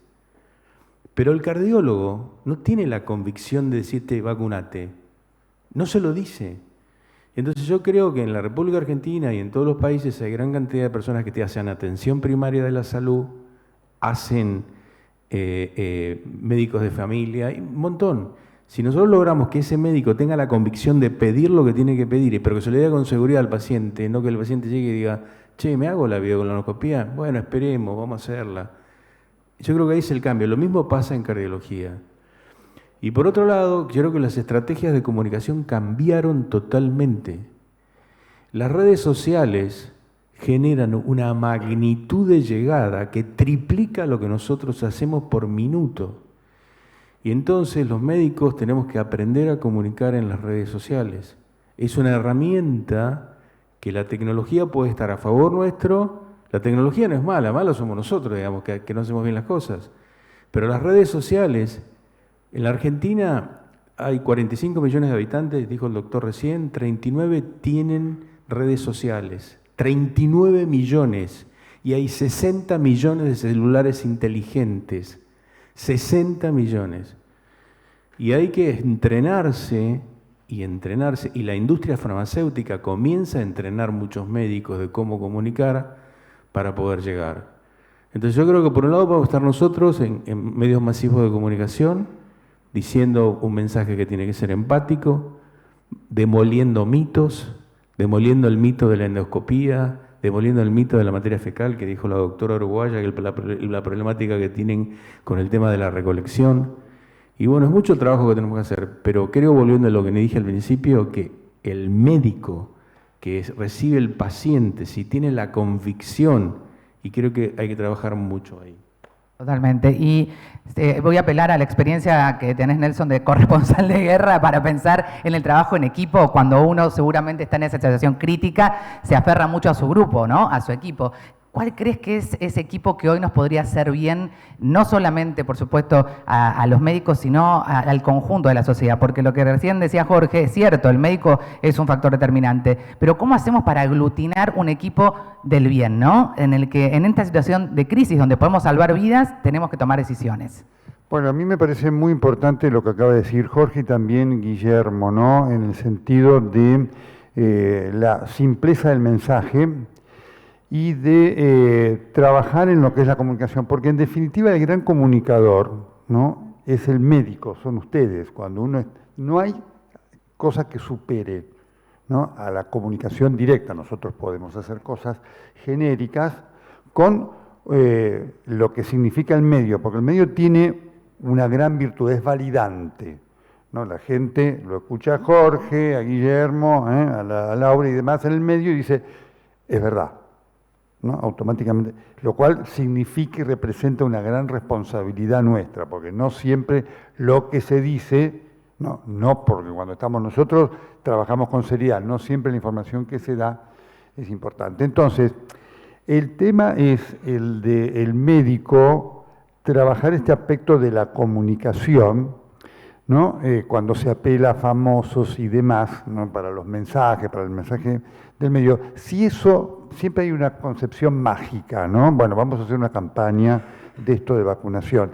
Si eso no se complementa con lo que hace el médico en el consultorio, no sirve. Entonces, el tema de la comunicación, porque por eso apelo, está muy bien la imagen, al trabajar en equipo, implícitamente debemos ser un equipo, es decir, lo que se escucha en la radio, en la televisión, se lee en los diarios, si no está acompañado por lo que pasa en el consultorio, en la consulta, no sirve. Y muchas veces hasta puede ser contraproducente. Entonces, esto representa para el médico hoy un verdadero desafío, un verdadero problema, porque acceder a la cantidad de información que está circulando en la facultad ni en ningún curso, solamente que haga un curso especializado, se enseña cómo comunicar. Es una gran deuda. Esa. Totalmente. Y sobre todo en estas enfermedades, porque una cosa es comunicar sobre una gripe, otra cosa es comunicar sobre un cáncer, ¿no es cierto? Que exige ser muy claro como se le habla al paciente, muy cercano, ¿no es cierto? Y muy abierto. Y además hay un paciente, esto que marcaba Jorge, ¿no? Hay un paciente que abre Google y esto nos genera un desafío enorme porque la palabra médica ya no es absoluta, comienza a ser controvertida. Entonces, si estos elementos no son tenidos en cuenta, es decir, el médico debe saber qué es lo que está pasando, el médico deben estar preparadas las sociedades para acceder a los medios de comunicación a través nuestro. Muchas veces una de las cosas que nos pasa, le pasa a Guillermo, le pasa a Jorge y demás, que uno busca una palabra autorizada para llevar los programas y no la tenés. Es decir, ¿por qué no van? ¿Por qué esto? ¿Por qué aquello? Eso es un grosero error, porque es perder una oportunidad y es no entender que los medios masivos de comunicación, en todas sus manifestaciones, los formales y de las redes, hoy constituyen instrumentos de salud, para bien o para mal, porque cuando la información es correcta es muy buena, cuando no es correcta es mala. Por eso, desde las estructuras institucionales, ¿no? Porque hacerlo individualmente es difícil, debería este trabajo en equipo ser llevado adelante. Es decir, las estructuras institucionales, en este caso la Sociedad de Gastroenterología, de colonoscopía y demás, deberían buscar acercarse a los medios de comunicación, a los que trabajamos en esto, para elaborar estrategias. Eso sería de una enorme utilidad. Eso es algo que hoy no hay. Sí, completamente. Y además también sumar la experiencia que hoy y el valor que tiene del usuario, ¿no? Del paciente, que se ha ponderado y que hoy hay una receta, una prescripción médica, pero hay también una validación con un par, con el paciente, que entonces eso pasa también a formar parte. ¿Cómo te fue en la colonoscopia? La verdad es que no duele nada, estuvo bien, no pasó nada. Y eso tiene un valor a la hora de la toma de decisiones, ¿no? ¿Cómo lo vives vos, que seguís atendiendo en consultorio, Guillermo? Cuando llega la gente, como decía Nelson, sobreinformada, mal informada, porque doctor Google está ahí, chequean los estudios y ponen a ver si me dio bien o mal, no hay una lectura general, esto ya lo sabemos. Lejos de enojarse, ¿vos ves una oportunidad para construir y educar? Sí, por supuesto que hay una gran oportunidad. Miraba unas estadísticas que creo que, bueno, Luis Carlos la debe conocer perfectamente, creo que lo obtuve de ustedes. De todas las personas que tienen indicación de endoscopía en la República Argentina, solamente el 30% se hace las endoscopías, es correcto lo que digo. O sea que un 70%, digamos, voy a hablar en términos marketineros, de potencial de mercado muy grande, y hay que llegar a esa gente porque esas personas que si es endoscopía tienen la posibilidad de tener algún pólipo, y tenemos la posibilidad de prevenir justamente la idea de las endoscopías, hacer eso. Ahora, yo creo que hay una gran limitante en todo esto de las endoscopías, y ustedes lo conocen mejor que yo, que trabajan en esto todos los días, y tiene que ver con los métodos de preparación. Si bien los instrumentales han cambiado muchísimo, la preparación previa genera un montón de conflictos con el paciente, porque me pasa a mí que me dice, mira, yo la verdad es que vivo en un departamento chico, no me puedo pasar toda la noche en el baño porque está mi pareja y me Una cosa incomoda. tan chiquita, doméstica, que Estas son cosas de todos los días que usted la deben vivir, y yo creo que ese es un desafío que tiene la farmacología, la ciencia, para poder de alguna manera mejorar el método de preparación de los pacientes, que es el escollo, yo creo, más grande que existe. No sé, ustedes están en esto todos los días, pero a mí me pasa desde lo observacional, no del punto de vista estadístico, y Luisito me hace acá también el costo que tiene esto, ¿no? Yo creo que son barreras que uno debería tratar de superarlas, porque esto es el día a día, lo que le pasa a la gente, y creo que hay una oportunidad, también pensaba recién, y esto lo digo en serio, pensaba recién, que hay oportunidades también para seguir comunicando, y la comunicación tiene que ver no solamente con lo que hacemos nosotros, sino pensaba cuánto tiempo una persona se pasa en el baño. Ya veo a Díaz Cantón que está sentado y busqué en inteligencia artificial cuánto tiempo pasa una persona de su día en el baño y dice 20 a 30 minutos, de los cuales 5 a 15 los pasa en el inodoro. ¿Qué oportunidad para que las empresas fabricantes de papel higiénico tengan mensajes? Yo tengo, por ejemplo, medias con mensajes. Hoy tengo medias que dicen sinapsis y a veces tengo medias que dicen vacuna a tus hijos, controlate la presión. Fui bastante gracioso por el tema de las medias, pero me parece que hay una oportunidad interesante porque si ustedes analizan, no es un invento mío, van en un avión, en un vuelo, tiene apoyacabezas y la apoyacabezas en la parte de atrás tiene algo publicitario. ¿Por qué? Tiene en cautivo una población que está 6 horas, 8 horas mirando esa publicidad y eso queda en la cabeza.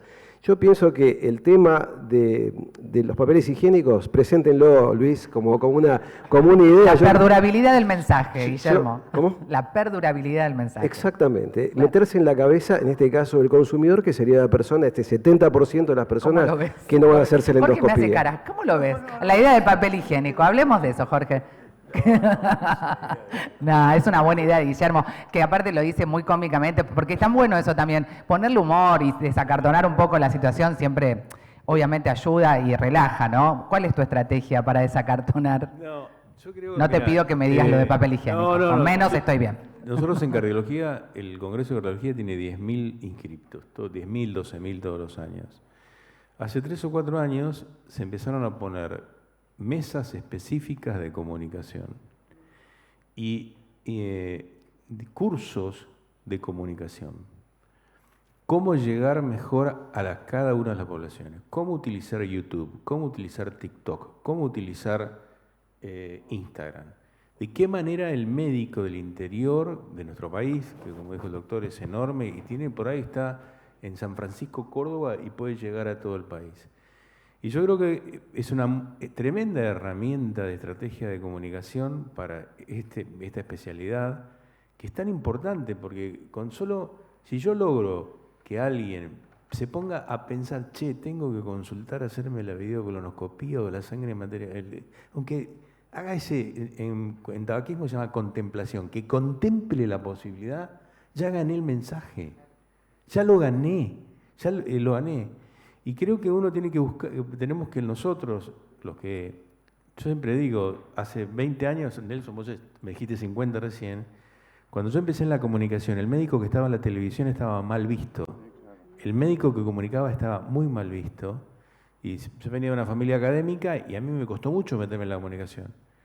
Pero cuando uno se da cuenta que hoy los chicos piensan diferente, mis hijos que son médicos están todos en las redes sociales, o sea, la cosa ha cambiado totalmente. Entonces, si uno puede pensar que haciendo una estrategia de comunicación, llegando, la gente lo ve y contempla ese segundo la posibilidad, se ganó. Y yo creo que esta es una especialidad que puede generar gran cantidad de contenidos interesantes, que llamen la atención, que tengan la estrategia fácil. No me hace falta llamar a un famoso. Si yo aprendo a comunicar en ese minuto que me va a ver, y si yo busco, con esto termino, un instante más, y si yo busco ese chico de 35 años que puede llegar a tener un cáncer de colon, y lo encuentro ahí, ya hice todo. No me hace falta hacer más nada. Entonces yo creo que ese chico de 35 tiene Instagram, tiene TikTok, y la de 70 tiene Facebook. Entonces son diferentes estrategias de comunicación. Buscarle ahí. Y como sociedades científicas tenemos la necesidad de entrenarnos en eso. Me re quedo con eso, porque es eso, es el compromiso, lo que plantearon un poco cada uno de ustedes, ¿no?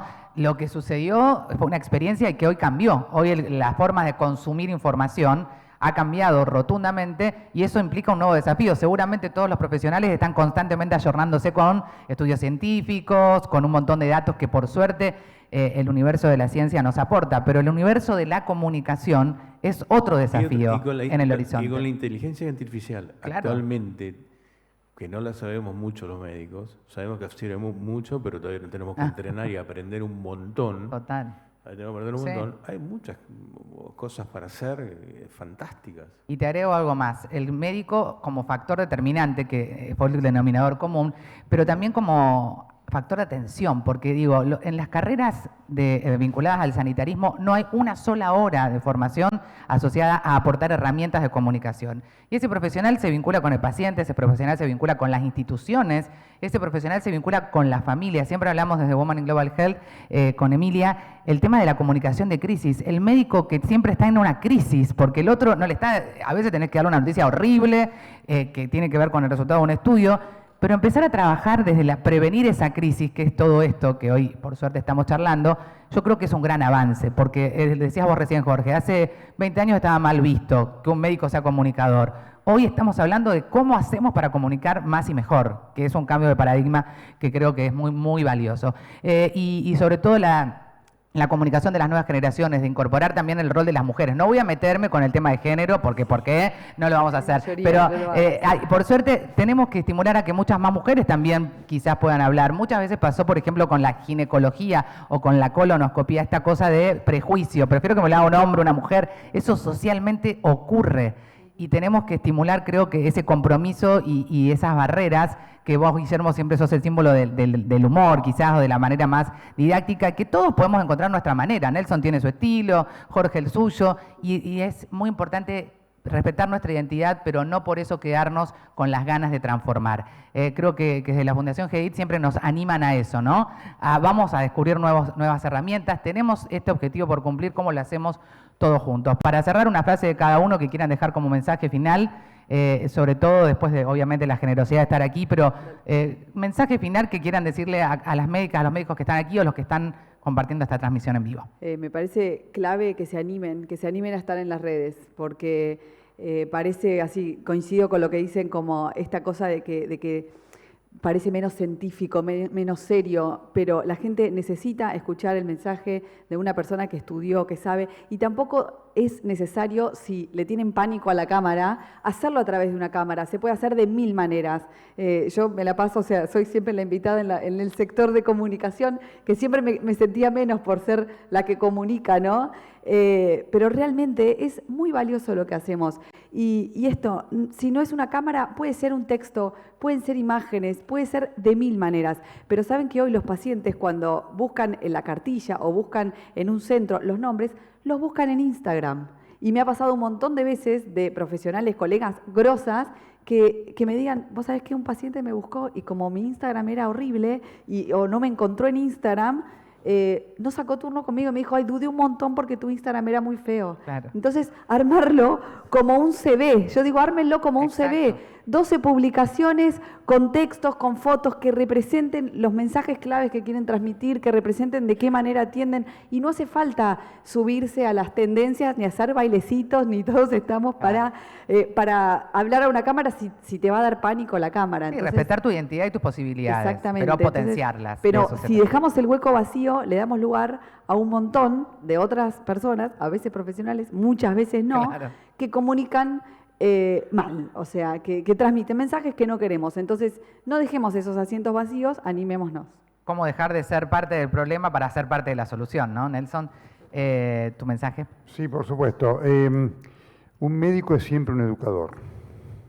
Cuando uno habla con un paciente, escucha, le da información, el paciente, el enfermo, toma lo que dice el médico claramente, ¿no es cierto? Y lo transmite a otro, me dijo tal cosa, ¿no? No perdamos de vista esto. Y para educar, no se puede educar si no hay comunicación, ¿no? Por lo tanto, en la medida que estemos preparados para utilizar este instrumento, educaremos mejor. Y educar en salud significa fundamentalmente prevenir como gran instrumento de curar. Tenemos este desafío importante que es que el 70% de la población que no se hace estudios vaya a hacerse los estudios. Mi idea es que este hilo invisible, que es la comunicación entre ustedes, que son los especialistas, los profesionales que hacen los estudios, y nosotros, que somos los comunicadores, este hilo quede teñido, no sé, más invisible, que quede pintado. Y no pierdan la oportunidad, como decía Laura, como también comentó Nelson, de, si tiene un espacio, alguien tiene que estar sentado ahí. Pues el espacio que no lo ocupan ustedes, lo ocupa otra persona que quizás no tenga ni idea de lo que está hablando. Así que presten atención a esto, háganse el espacio y vengan. No tengan miedo porque hoy por hoy la comunicación es central. Lo que no se comunica, insisto, no existe. Bueno, Jorge, te quedaron las palabras finales. No, yo quiero resaltar lo importante que es la palabra. Una palabra de más puede salvar una vida. Una palabra de más puede matar a una persona.